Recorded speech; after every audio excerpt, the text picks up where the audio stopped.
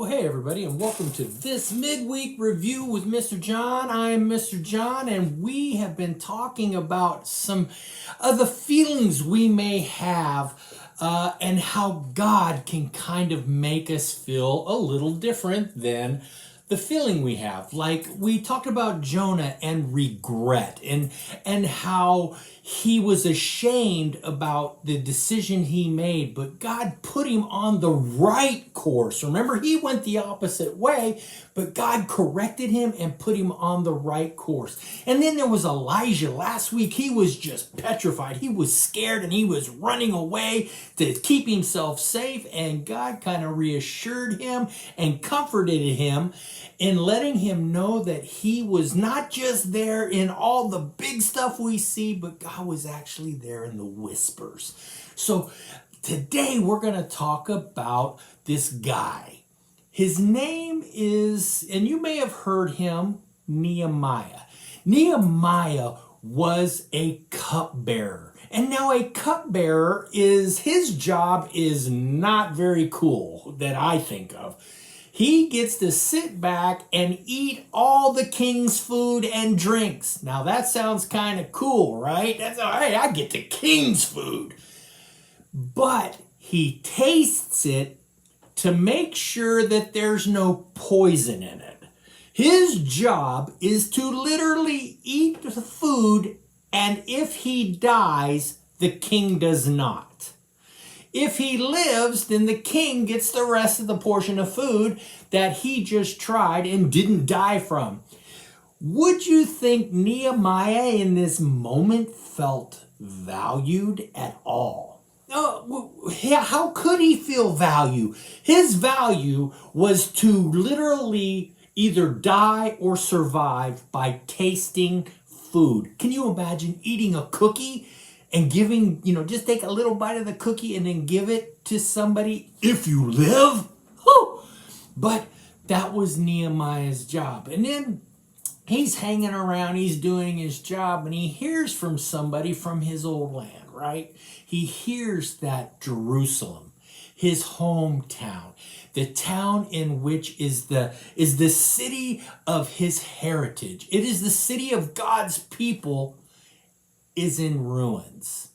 And this throws Nehemiah into a state of just weeping, and he loves his city, he loves his people, he loves God, and now his city is in ruins, he hears. And he has to go and do something about this. He has to do something. And here is a guy who probably thinks, if I go to the king, one of two things is going to happen. He's going to say no, or he's going to kill me, because that's what they did in those times. But Nehemiah, he's just determined to go and talk to the king. So he goes to the king and he says, hey, this is what's going on.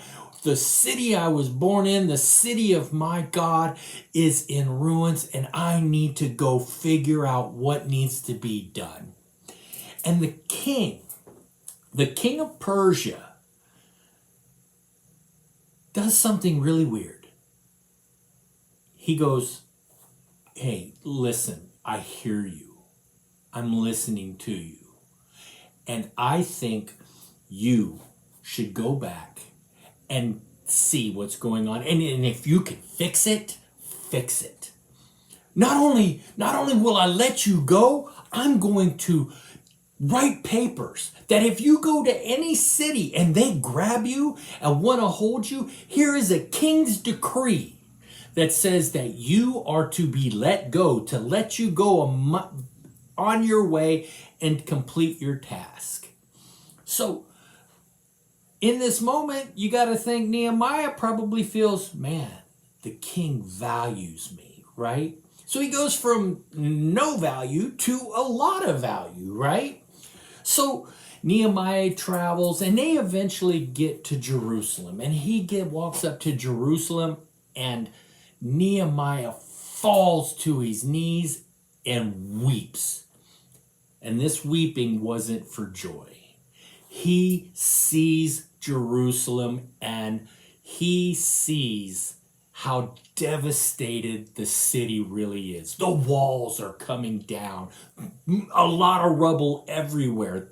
And he goes, how are we valued as a people if our city is laying in ruins? So Nehemiah, he does something I think we all should do in this moment. He just takes time and he prays. He prays, he asks God. He says, listen, we need to fix this. We need to do something about it. But God, I can't do this on my own. I need your help. And God answers his prayers and gives Nehemiah a thought. And Nehemiah comes up with this plan on how to rebuild the city. Now you got to understand, Jerusalem has to be rebuilt because there are a lot of enemies that live outside, and time is of the essence. They need to get this up fast so other enemy tribes that live outside don't come and just wipe out all of God's people. So Nehemiah comes up with this plan. He says, listen, we're going to build the wall. Everybody in this city is going to get at it. You guys are going to do the wall. But here's the thing. We are going to each build the section right by your family's house. You are going to build where your family lives. And this family's going to build where they live. And this family's going to build where they live. And so think about it. If you have a family, say it's a mom, dad, and 3 little kids running around, right? Mom and dad, their priority in their lives is to protect their family. They're going to take that portion of the wall seriously. So the people would get at it and they would build the best, the thickest, the strongest wall they possibly could to protect their family. Right? So they would build this wall and say they got done and everybody around them wasn't done. Here's the thing Nehemiah knew.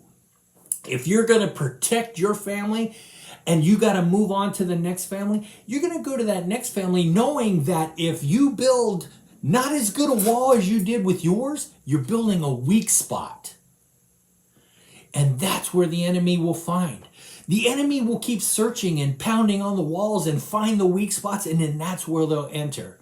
So not only is this family going to do the best job, when another family finishes and comes over to help, they will do the best job. And you know, it's always funny how when we help somebody else, we really want to make sure our work is above what it normally is. We work harder because we are trying to please others too, right?